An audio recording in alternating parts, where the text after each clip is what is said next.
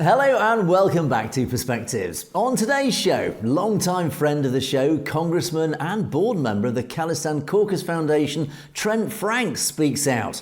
Not just his support for the community, but announcing the Khalistan Summit 2025 in June. More on that in a moment. Meanwhile, in India, as statues of Dr. Ambedkar become the target of the Khalistan movement's anger, India's Telangana state is warned against honouring the man. Why? Well, we take a look at the recent moment in history where that very state's own independence was prevented by Dr. Ambedkar himself. There does seem to be a pattern forming here. Well, here in the UK, we look at the inspirational story of the award-winning Schoolboy refusing to take off his Kirpan. And in Canada, we have coverage of the enormous Khalsa Day Vaisakhi parade in Surrey, British Columbia. All this and more on today's show. But joining me as always for Perspectives is our very own correspondent in Canada, James Cousineau. Good morning, James. Good morning, Angus, and good morning to our audience. Thanks for joining us yet again on this Easter Monday, and happy Easter to any of those who celebrate in our audience, and happy Vaisakhi to anybody who is celebrating Vaisakhi still. Indeed, and James and I together will be bringing you our perspectives on the daily news affecting the Sikh community across the world, and we will, of course, as usual, be taking a look at loads of great comments at the end of the show, so stay tuned for that. Right, James, a lot to get through today. What are you going to start us off with this morning? That we do, Angus. And a lot of people are very familiar with our friend Trent Franks, and a lot of people would know him as being a chairman of the House Judiciary, the subcommittee on the Constitution, and vice chairman of the Armed Services Committee, as he is an American businessman and former politician, and was a representative for Arizona's 8th Congressional District. But what a lot of people may not know is that he's also a board member in a very important movement, and that is the Khalistan Caucus Foundation. Over the weekend, he spent a part of his Easter Sunday actually addressing the Stockton Sikh Gurdwara and the crowd there, announcing the big Congress meeting and conference that'll be happening in June. So when we talk about Trent Franks, we know that he is not only a big political figure, and we also need to understand that he is, in addition to that, a very big activist in the world of equal rights, of human rights, of the transnational repression awareness, and getting to the bottom of that in many different nations. But what people may not realize is that he is also a board member on the Sikh Caucus Foundation and is a very big supporter of human rights and equality for everyone. And that has put him in a perfect alignment with the Sikh organization, whether it's for Khalistan or other issues that are of importance to the Sikhs and other minorities. Now, he did address the council. We wanted to play the video here because he really speaks to a lot of the issues and acknowledges the challenges that Sikhs have faced, and also addresses directly transnational repression, especially as it comes from India. So we'll take a look at that video and then we'll break it down, Angus.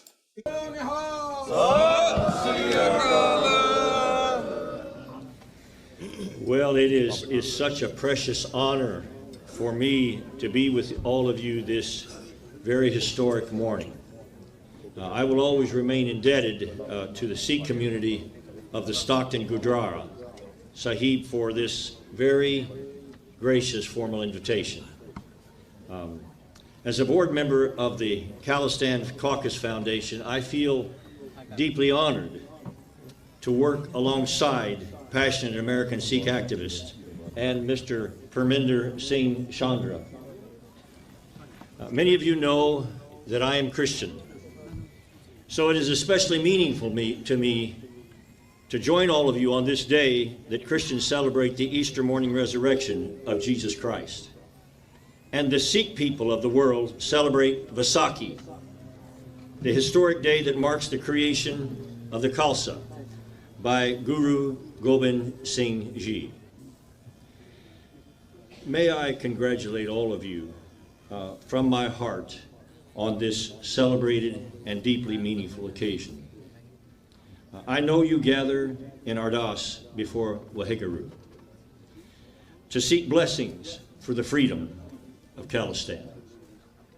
So this makes today not just a celebration, but a deeply significant and historic day for all of us, indeed, for the whole world.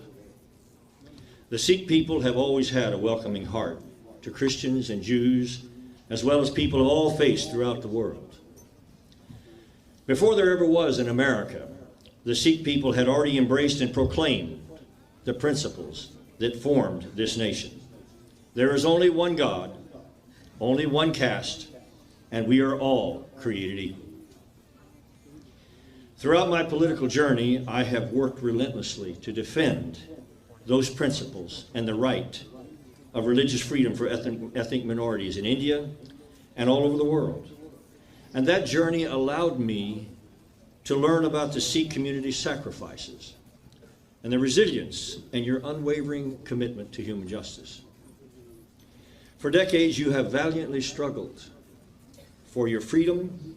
You have faced outrageous injustice, endured insidious atrocities. You've survived genocide, and your most sacred places have been desecrated. Even the holiest shrine in Sikhism, Sri Darbar Sahib, and your Akal Takht in Amritsar. These were mercilessly attacked by the tanks and artillery of the Indian Army, which ultimately resulted in the brutal killing of thousands. Even in America and Canada and the UK and other countries across the world, you have been targeted by treacherous, covert, and deceitful tactics of every kind. You've been falsely and maliciously labeled as terrorists, radicals, and religious fanatics. Yet Sikhs are the ones who have been brutalized and treated as second-class citizens, subjugated to transnational repression, and had your religious freedom trampled on and underfoot. You have relentlessly struggled for your rights since 1947. And yet, through all of this hellish oppression, you have never allowed your spirits to be crushed. Instead, you have become stronger and more resolved than ever before. And you are here today because you have overcome these tragedies, and you continue to stand peacefully and faithfully for the cause of religious freedom and human justice.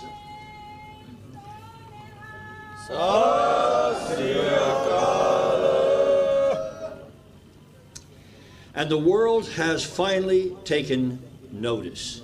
The world is finally starting to see the truth. And today, for the Sikh people, there is a brighter future than ever before emerging across the globe.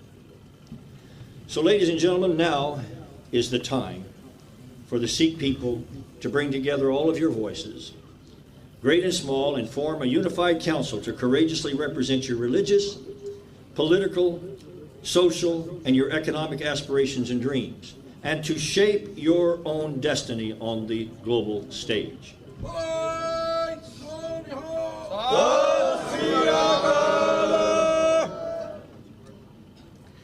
And as the next step forward, Sikhs across the world will come together in Phoenix this June for Khalistan Summit 2025.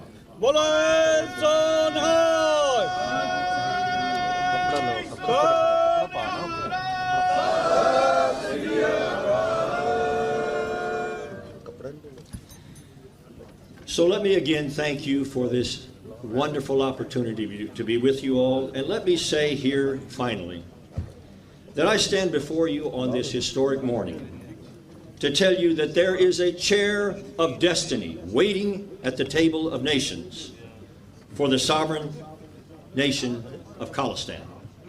And for the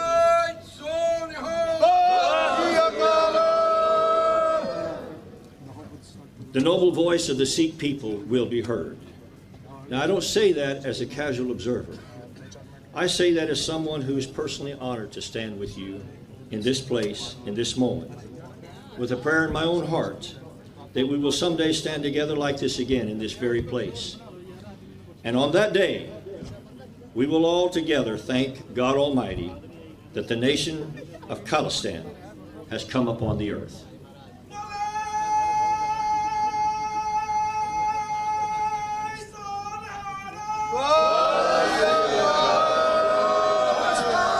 Zindabad! Khalistan! Zindabad! Khalistan! Zindabad! Khalistan! Zindabad! Khalistan! Zindabad! Khalistan! Zindabad! God bless you all. As you can see there, it is just a very touching day that he spent with the Sikh community. Instead of being at home and enjoying Easter, he was there to celebrate Vaisakhi and to acknowledge not only the challenges that Sikhs have faced, but also that he is joining them in such a powerful way to really help make change going forward, Angus. Indeed. I've had the honour and privilege of meeting Trent on several occasions and in fact interviewing more formally, and he is a huge advocate for the Khalistan movement, and not just the Khalistan movement but the community as a whole. He's always very publicly stood up for the community's rights, but particularly on the Khalistan issue, he is very brave, courageous, vocal, and very supportive of the whole movement. He understands, particularly with his own background, he's a really solid man. I mean, as I say, he's one of these guys, he's one of life's good guys. I can say that very, very honestly because I've met the guy, and he exudes an enormous amount of warmth and charisma, and you just feel that this is sort of the guy that you do want on your side. And as I say, he's been very outspoken, very powerfully spoken about the Khalistan movement. I mean, if I can just pick out one or two sort of parts of his speech that particularly I think really spoke volumes. He talked a lot about the struggle about the community over the years. As he said, you have relentlessly struggled for your rights since 1947, and yet through all that hellish oppression, you've never allowed your spirits to be crushed. Instead, it's made you stronger, more resolved than ever before. And as he wraps up, he said, there is a chair of destiny waiting at the table of nations for a sovereign Khalistan. So it's very clear where Congressman Franks' own feelings lie. His faith in the cause, in the Khalistan cause, is clearly very, very solid. And he has absolutely full confidence that it is going to happen, James. I think it's very encouraging. And it's actually very good to have somebody like Congressman Franks with his enormous experience and his political experience, not just his personal charisma, but his political experience. To have that behind the cause is monumentally powerful, James.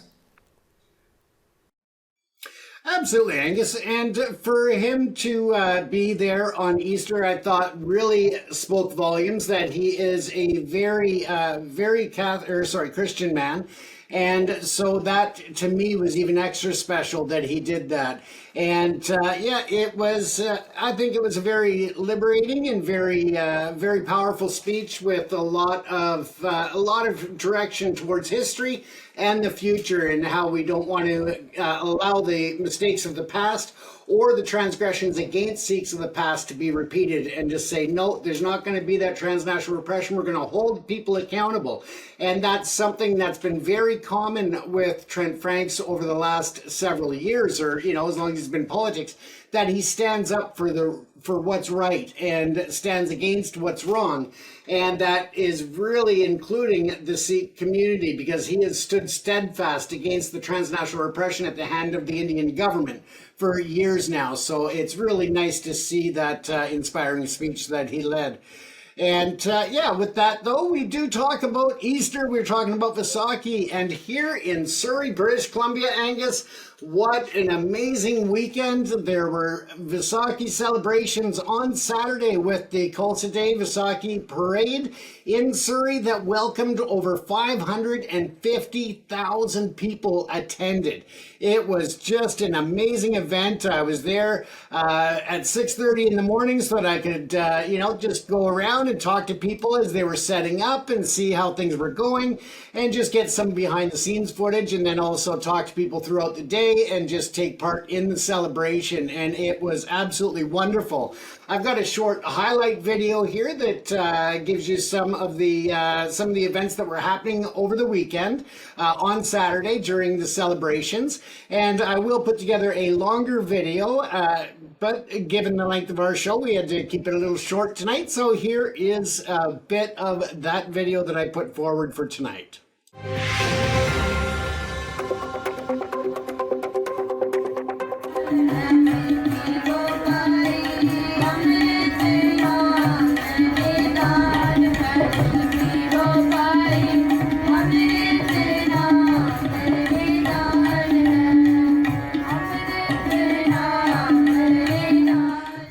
anticipation here in Surrey, BC, as we celebrate Vaisakhi. Now, Vaisakhi, it's more than just a date on the calendar. For many, it marks the harvest, the reaping of the rewards of hard work under the Punjabi sun.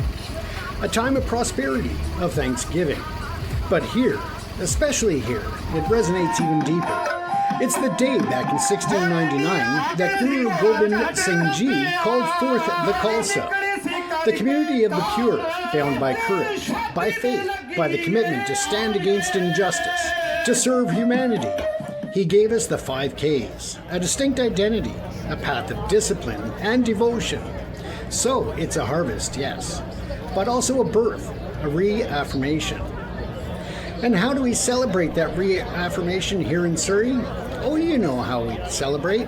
We pour into the streets, not just hundreds, not just thousands, but hundreds of thousands. They say it's the biggest Vaisakhi parade outside of India, and honestly, standing there swept up in it, you believe it. It's a river of color, mostly of Kesari, saffron, flowing down the streets. The floats, incredible. Some are elaborate, depicting scenes from Sikh history. Others carry musicians, singing Kirpan, those beautiful, soul-stirring hymns that vibrate right through you. And at the heart of it all, the Palki Sahib, carrying the Guru Granth Sahib Ji, our eternal Guru, treated with the utmost reverence and love. You see the Gatka performers, martial artists, demonstrating incredible skill and discipline, a reminder of the warrior spirit embedded in the Khalsa. But it's not just the sights, it's the sound, the music, the jaikaras, those shouts of Bol So Nahil, Sat Sri Akal, that rise up from the crowd like thunder. The chatter, the laughter, the sheer energy of so many people gathered in one place, celebrating together. Oh, and then there's the smell. Oh, the smell is pure generosity. Because Vaisakhi here is synonymous with langar, free food, everywhere. Families, businesses, gurdwaras, they set up stalls, tents and tables, mountains of samosas, sweet, sticky jalebis, spicy chole bhature, pakoras, roti, dal, endless cups of chai. And it's all offered freely with open hands and open hearts. That's seva, selfless service. And it's vand chakna, sharing what you have. It doesn't matter who you are, where you come from, or what you believe. Today you eat. Today you are welcome. Today you are a part of this massive temporary family. You see, people from every background imaginable walking the route throughout the parade, throughout the festivities and celebration, accepting food, watching the performances, and just soaking it all in. And that's the beauty of it. It's a Sikh holy day, yes, but the celebration, the spirit of generosity and community, that's for everyone. It's a physical manifestation of Sarbat da Bala, praying for the well-being of all. Standing there, maybe with a plate of food you didn't ask for, but it was pressed into your hand with a smile. The sound of kirtan washing over you, watching the kids wave flags, seeing elders nod with pride. You feel it. This incredible sense of unity, of belonging, of something ancient and powerful being lived out right here, right now, on the streets of Surrey. It's more than a parade, it's a declaration, a celebration of faith, of history, of resilience, and most importantly, of community spirit that overflows and welcomes the entire city and people from far and beyond. It's Vaisakhi in Surrey, and it's truly something special. Thank you to the Sikh community for inviting me to be a part of it and for putting on this amazing event for the city every year.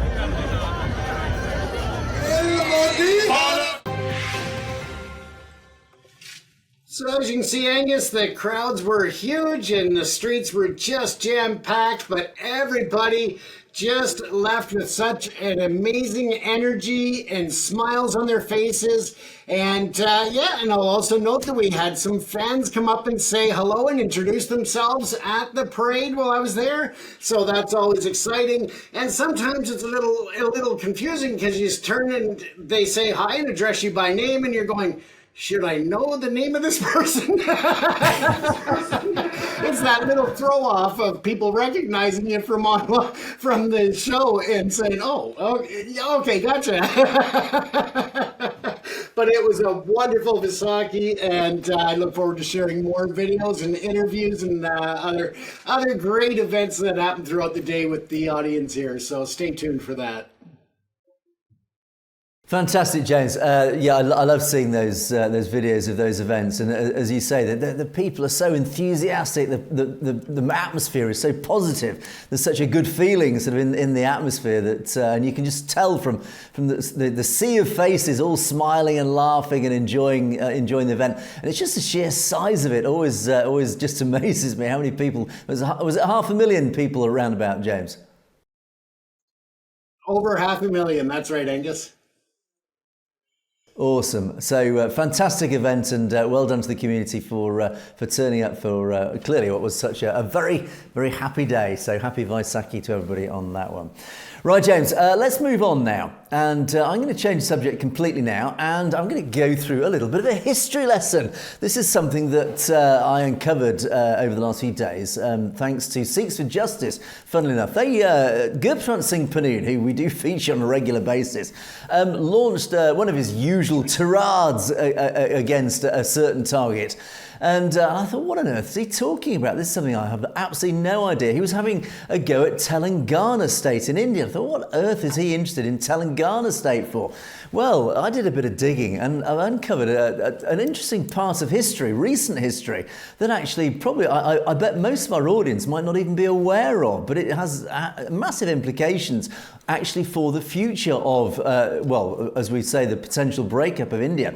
Telangana state, Hyderabad, really, the capital of Telangana, Hyderabad. It's all about the state of what used to be called the princely state of Hyderabad. And I'm winding the clock back to the days of partition, 1947. Now, in 1947, the state of Hyderabad was actually one of the largest and most prosperous of all the princely states in India. It covered an enormous area, over 82,000 square miles. It had a population of over 16 million people. It was multilingual, but it was primarily Hindu, about 85% Hindu at the time. But the state, it was pretty autonomous. It had its own army, its own airline, it had its own telecommunications system, its own railway network, postal system. It even had its own currency, and of course its own media services. And the Indian Independence Act of 1947 was launched by the British as partition unfolded. And as part of that, the British had this sort of alliance with this princely state of Hyderabad. Although Hyderabad did fall under the British Raj, ultimately it formed this sort of political alliance with the British. But under this Indian Independence Act of 1947, the British abandoned all these sorts of alliances as it withdrew from India. Now, in 1947, as the British departed, all the princely states were given the option of becoming independent countries. So Telangana, as it is now, which then was the princely state of Hyderabad, was offered independence. Now, by 1948, so the following year, a few months later, almost all these princely states had actually acceded to either India or Pakistan. So they said, no, we're not going to go independent. We want to become part of India or part of Pakistan. Now, the major exception was the wealthiest and most powerful principality, Hyderabad state. Now, the Nizam, the leader, Mir Osman Ali Khan Asaf Jah VII, was the Muslim ruler at the time. He publicly chose independence. Now, of course, this unsurprisingly upset the Brahmins, the new leaders of this new dominion of India. And they were actually rather wary of the breakup of India, or the Balkanization of India, as they called it at the time. And they said at the time, this group of Brahmins at the time said, look, if Hyderabad became independent, it could potentially encourage all the other parts of India, including the Punjab, to demand their independence as well. So the Indian government, pushed by certain voices, decided they need to do something about this. And they internally said, we need to annex Hyderabad. We basically need to take full control of Hyderabad. We must prevent its independence. We must take full control. So they launched something that they called Operation Polo. This was a military operation that was launched in September 1948, aimed at annexing Hyderabad and make it become part of India. And, Nizam's power, so Nizam, the leader at the time, his power had been weakened in recent years because there had been a rebellion internally led by the Razakars. And this large army that the Razakars had, this rebel army, had caused all sorts of problems and damage to Nizam's power as part of this, what they call the Telangana Rebellion. So, 1948, 7th of September, Jawaharlal Nehru of India, the Prime Minister of India, gave an ultimatum to Nizam, the leader of Hyderabad, and said basically, give in or we're coming for you. 13th of September, 6 days later, India invaded Hyderabad following a crippling economic blockade, multiple attempts at destabilising the state through railway disruptions, the bombing of government buildings and raids on border villages. So over the previous weeks, India had targeted Hyderabad with all sorts of, I would say, totally unethical pieces of behaviour, including economic blockades, disrupting the rail system, everything, basically to try and pressure Nizam to give in. But Nizam refused, so India sent in the army. Unsurprisingly, here we go. This is India all over again. I'm getting echoes of J&K here in modern times.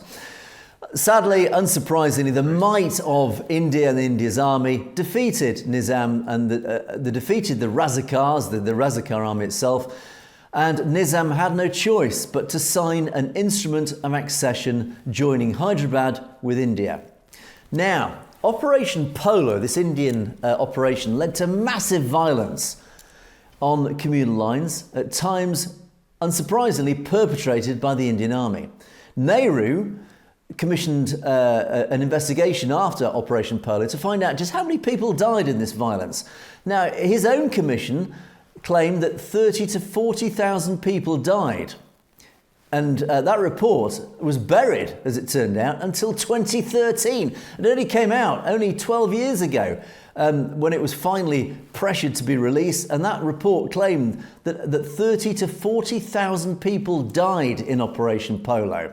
And in reality, more responsible observers, in other words, observers who didn't actually have a stake in this or something to hide, claim that maybe up to 200,000 people died under Operation Polo and what followed afterwards. And of course, this does lead to current times because, of course, the majority of the population at the time were Hindu, but there was a large Muslim population in Hyderabad, and Nizam himself was a Muslim. It was actually a Muslim-governed state, despite the majority of the population being Hindu. And we have recently these violent riots, massive riots going on in Telangana at the moment, of course, as a result of BJP's oppression once again against the Muslim minority.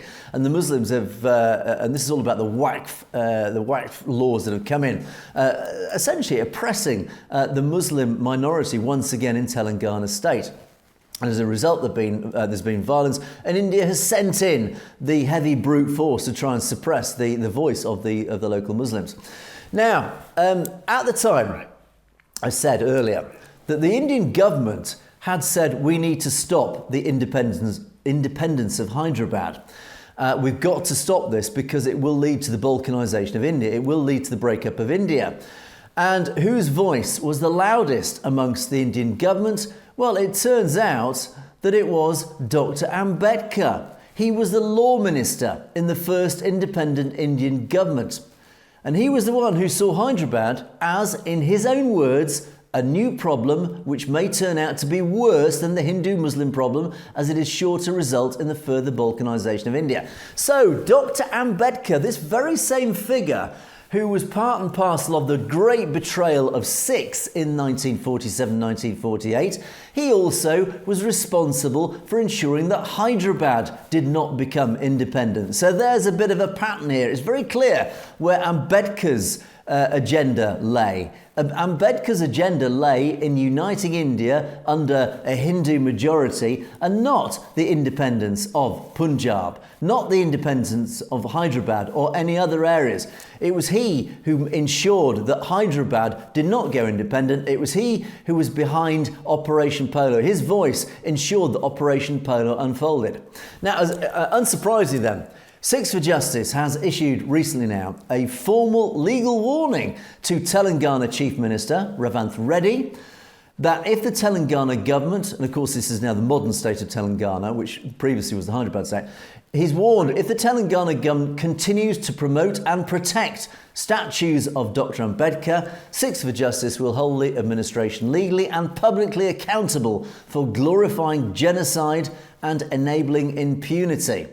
And Gurpatwant Singh Pannoon has said, Dr. Ambedkar provided constitutional cover for military aggression against a princely state that had never consented to join the Indian Union. Ambedkar advised on international legal strategy, ensuring that Hyderabad's forced annexation would be framed as what he called an internal matter, thus blocking international intervention. So he ensured that nobody outside India could intervene and say, no, this is wrong, this is illegal, and it goes against international law. And Ambedkar rationalised violence in the name of unity, casting Hyderabad's independence not as a right, but was what he framed as a threat. And of course, this led to the murder of over 200,000 Muslims. And Dr. Ambedkar stated, Hyderabad's independence challenges India's sovereignty, is against the national integration agenda of India. And Ambedkar persuaded Nehru's government to launch this Operation Polo to annex Hyderabad and claimed, in his words, let Hyderabad bleed now, or India will bleed for generations. So, James, there's an interesting history lesson, and it turns out it's no wonder that Ambedkar's statue is now being defaced and vandalised across India, because the truth is being revealed. Only recently, in 2013, was this truth revealed, even in India, the Indian government's own words, that at least 30,000 Muslims were massacred under Operation Polo, but in all likelihood, it's closer to 200,000 Muslims were murdered in a genocide just to ensure that India could prevent the independence of Hyderabad state. There's a bit of a pattern forming here, James, isn't there? Absolutely, Angus, and we've seen this, several times now when we look at how they have treated minorities, how they have forced the hand of different states, and it is just an ongoing issue that, as you clearly stated, that's still going on today. And it's interesting because with the United Nations and other international organizations, as well as the international courts, there is a restriction on the recognition of annexation when it takes place through violence or through military action. And it'd be very interesting to know if this played a role in that policy and those laws coming into the international community or not, because they've seen this where it was, considered, as you said, an internal issue, and that kind of tied the hands of the international community. And as times have changed, the International Criminal Court and the different international laws that have been established since then, I'm wondering if this played into that, Angus. Indeed, and it's and one final note to this is that even in 1948, Hyderabad appealed to the international community. It actually filed a complaint in August 1948 against India, saying, look what India's doing to us. We are an independent state that is heading towards our own independence after partition. But this complaint was forcefully fought against by Ambedkar himself. And that led to Ambedkar to persuade India's government to pursue the military operation of Operation Polo before the UN Security Council could take action on the complaint. So he launched Polo knowing that the UN was going to take action against India for this. And unsurprisingly then, Nizam himself was forced to withdraw that very same complaint just a few weeks later. So the whole thing stinks. Again, it's just India's illegal activities to ensure that, well, basically it comes down to Brahmanical control of India. The Brahmins did not want to lose a large part of another part of India that formed the princely state of Hyderabad. It didn't want to lose the Punjab, it didn't want to lose Hyderabad, so it literally used brute force to ensure that didn't happen. Same's happening today. It's using brute force in J&K. It's essentially using by proxy brute force in the Punjab. It's a common theme. So anyway, there you go, an interesting history lesson, and I hope that helps educate many of our audience who might not even be aware of those outrageous bits of behaviour of the Indian state back in partition time, which of course prevails today and has a relevance in Telangana state today with those riots going on.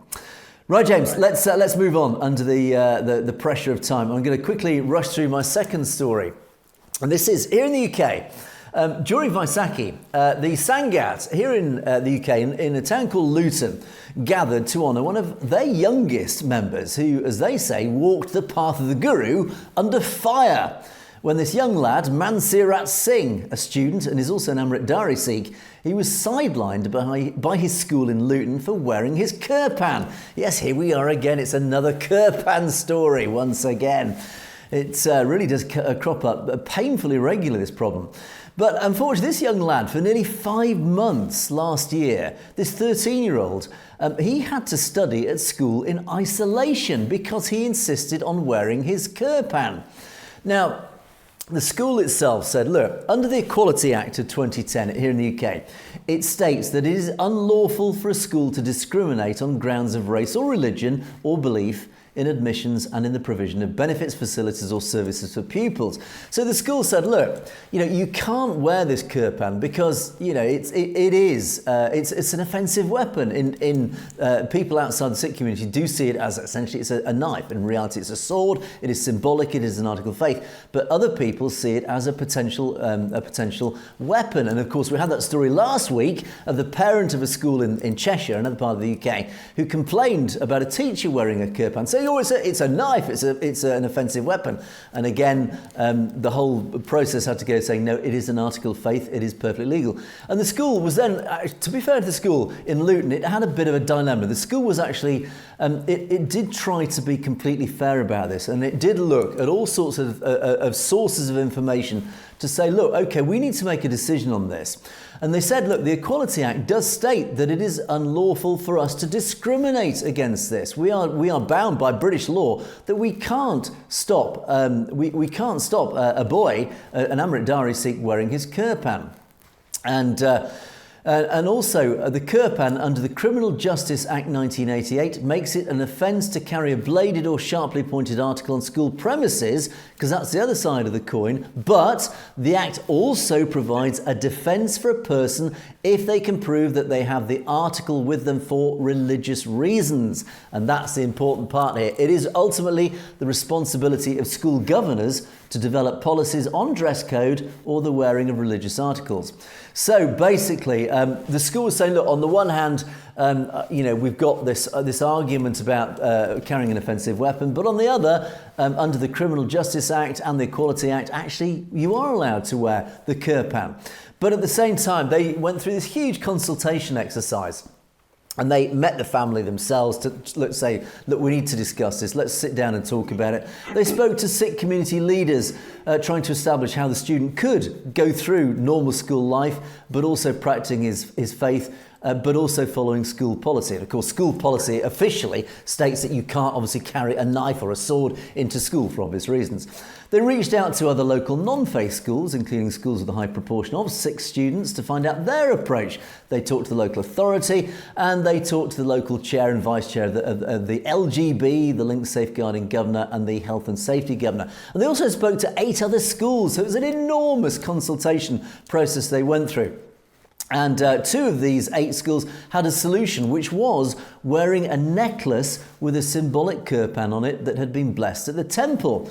And they also spoke to 2 gurdwaras, and one representative felt that the kirpan should be allowed in school, provided 2 alternatives to reduce health and safety concerns. And the other said that there was a risk that the kirpan could be misused by other students. And so he advocated the wearing of a symbolic kirpan, which then could be blessed in the gurdwara. So there's different inputs here and different ways, different routes to possibly find a compromise on this. And following an in-depth discussion, the panel of governors agreed that they would not permit the wearing of the kirpan. They said, look, it does have a potential problem here. They felt the wearing of a pendant with a small kirpan symbol that was blessed was a good compromise that wouldn't jeopardize the safety or welfare of students, but also it would be recognized as an article of faith. And the governors acknowledged and recognized the value and the importance of this religious item of faith. So they said to the parents of Mansirat, look, we can't grant permission for Mansirat to wear his kirpan, but we will allow him to wear a small pendant which has been blessed by his local gurdwara. However, blessed Mansirat dug his heels in. He said, no, I will not compromise like this. The whole point of a kirpan is it is a sword. It is a representative of my faith.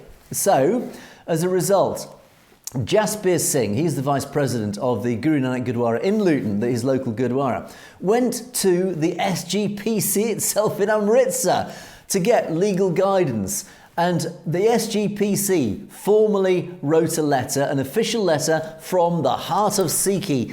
And that letter said, a kirpan worn by an Amritdhari Sikh cannot be worn as a pendant on a chain, nor can it be welded, as this would cause it to cease being a kirpan. In the case of school-going children, the size of kirpan may be smaller, but it should not be so small that it becomes symbolic or mere miniature. So basically, the SGP said, no dice. It has to be the real kirpan. There's nothing about reducing it into a pendant. It's got to be a proper sword. It's got to be the kirpan.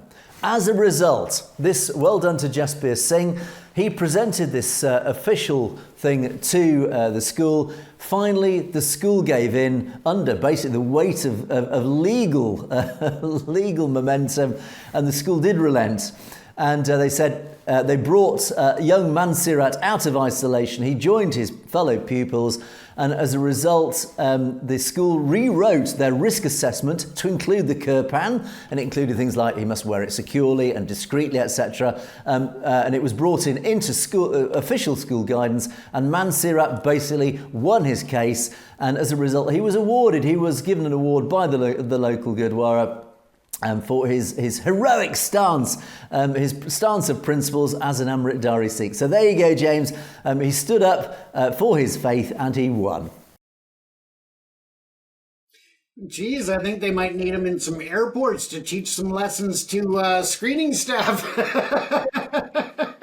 But amazing, just a young man, and he is showing that he can make a difference and stand for his principles and come out ahead, or at least come out as a victor in such a battle. So again, just the ongoing leadership of the Sikh faith to say, no, this is not right, and we're going to stand our ground and stand for our principles, and we will challenge you on it. So yeah, very proud of this young man, and great for was it Jaspir Singh who took it all the way to Amritsar to get clarification and support. So yeah, what a great story. And I think we'll leave the final words to Mansirat himself. The kirtan I did there was very powerful, and I just love kirtan in general, and also giving up my faith to abide by things that are already allowed in the UK. I feel like it just helped me as well, and I feel like it was just the right thing to do, and also it's better for future generations at the same time to make sure they get this, they don't have to fight this injustice.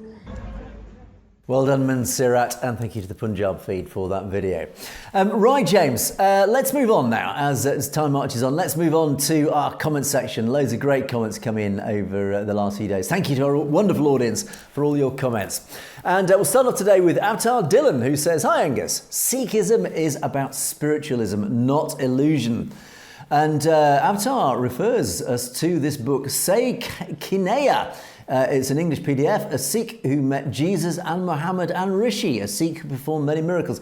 Thank you, Avatar, for that. I will definitely look that up, and I think, James, we're going to have to go find this in an English PDF. It does sound a fascinating story, but as you rightly say, Sikhi is all about spiritualism. It's not about illusion. And I have to say, certain religions, I think, are more about illusion than actual spiritualism, but that's another argument. But yeah, James, I think we're going to have to find this book, Say Kineya. Yeah, absolutely. We'll be looking for that. And hey, Amazon is a great source of everything. So we'll see if we can find it somewhere on Amazon. Order a copy. Indeed. And of course, yeah, my podcast last week with Bhajan Singh Binder, another fascinating one in which... and I do suggest that our audience go look up that podcast. It's fascinating, actually. It was a professor, a very high-profile academic in Tamil Nadu, who actually stood up publicly and made a speech to say, look, if India was run under Sikhi principles, if it was governed by Sikhi, India would by now already be a superpower. And this came from a professor in Tamil Nadu. And of course, that's had massive repercussions right across India, because his voice is not alone in that. And that does, of course, support what, James, you discovered recently was that AI even came out with the same conclusion, that the best thing for humanity as a whole, not just India, would be if the world was run under Sikhi principles. But anyway, but TC says, a great podcast. Well, thank you, TC, for that. Sikhi is diametrically opposed to forceful conversions and manipulations. Sikhs taking Amrit do so by their own volition and conviction, not by the force or controlling manipulations of other words. In other words, if you want to join Sikhi, make sure it's because you genuinely want to, by your own will, with love, not through any sense of oppressive compulsion. And this really wraps up I think one of the great attractions of Sikhi, and it's a point I brought out in the podcast, was that one of the great attractions of Sikhi is it does not actively go out there to recruit people to Sikhi. If a Sikh meets another Muslim or a Christian or whoever, their whole philosophy is to make them a better Christian or a better Muslim or a better Hindu. It's not to forcefully convert them. Instead, Sikhi just stands as an independent religion that exists through attracting people, through its just simple existence. In other words, its own philosophies are so good and powerful that its very own existence attracts people to it rather than being forcefully converted, James. That is one of the great, and I would say almost unique attractions of Sikhi as a faith. Absolutely, and I think that's where Trent Franks, in the video we just watched there earlier in the show, summed it up great. So yeah, referring back to that, I think that's absolutely hitting the nail on the head, so they say. And Critics Corner returns yet again, and really I have to thank Nearbang for this, but we'll start off firstly with Raptor, who put two laughing emojis in cartoon. So I think, James, we can only interpret this as claiming that we are a cartoon, James. Either that or he just loves the cartoon character for our Critics Corner, maybe, you know. Well, we are here but hey, to entertain. We have been... So we have been accused of being comics, so why not cartoons as well? There you go. And anyway, more seriously, Nearbang, who makes a return once again to our Critics Corner. Nearbang says, look, now you converted a few Dalits to Sikhs in Tamil Nadu, and you think you can get the whole of India. So Khalistan was a flawed idea, basically. I think you're saying, again, it's a bit of a critique against this podcast, where Bhajan highlighted the fact that this academic stood up and said, look, the whole of India should convert to Sikhi because the country would be a superpower by now. But unfortunately, Nearbang doesn't agree with that and certainly doesn't like the whole concept of that. And then continues to say, I will never do any ritual like this beard, the 5K, Amrit, Chakna, or any other nasty thing like bowing to a book or an imaginary guru or god. So clearly Nearbang, we have no idea what Nearbang's faith is, but clearly utterly rejects Sikhi. Well, all I would say to that, Nearbang, is because That's your loss. It is your choice. We live in a free world. You can worship whichever god or idol or statue that you want to choose to do, but don't deny the right of other human beings to follow the philosophy of Sikhi, James. Absolutely, and taking that straight from Sikh, from the beliefs there, is that you don't judge others for what they worship, who they worship, or how they worship. So yeah, exactly, right? And Nearbang doubles down and says, look, you do everything to promote Sikhi and the beard. You hate Hindus and everything about Hindus. We've no hesitation making reference to Hindu text to build your narrative. The very musical notes that you use to recite Gabani, blah, blah, blah. And again, firstly, I think that there is this perception that Sikhs hate Hindus. Well, I hate to say it, Nearbang, but you are deeply wrong on that. Sikhs do not hate Hindus. The whole philosophy of Sikhi, as I've just said, is all about equality. It's about treating other people who may be of different faiths as equals, not as enemies, but as equals. And this is the whole concept of Khalistan, where even you, Nearbang, will be welcome in Khalistan. You would not be discriminated against as other minorities are in India and under the Hindu rule, is that Khalistan will stand for equality and everybody is welcome regardless of their religion. And again, to press that point, we do not hate Hindus. Sikhs do not hate Hindus. They treat them as equals. And again, this linking Sikhi with Hindu. Sikhi, originally when Sikhi was established all those centuries ago, it drew upon different religions. It drew upon Islam. It did draw upon Hinduism. It drew upon other things to create this new independent faith of Sikhi. That does not mean that Sikhi is any part of Hinduism. It has drawn different parts of Hinduism that match the philosophy of Sikhi, and it drew the same from Islam. Likewise, it drew certain parts of Islam. But they are common themes, they are common moralities. And Christianity has many common moralities as Sikhi, but that doesn't make Sikhi Christian. It's a complete, I think Nearbang is misinterpreting the whole concept of Sikhi here, James. But it's a common misconception, sometimes deliberately or otherwise. Absolutely. And let's face it, no matter what religion you're looking at, I mean, they all have a lot of shared qualities, and that is the way it is, because people are really, we are a minor part of a world. And when we go independently and come up with ideas, well, of course, we all want to treat each other with respect. We want to encourage others to be better, and we don't want to be dishonest to each other. So again, you're going to find common principles in all religions when it comes to the values that we seek as important as humans.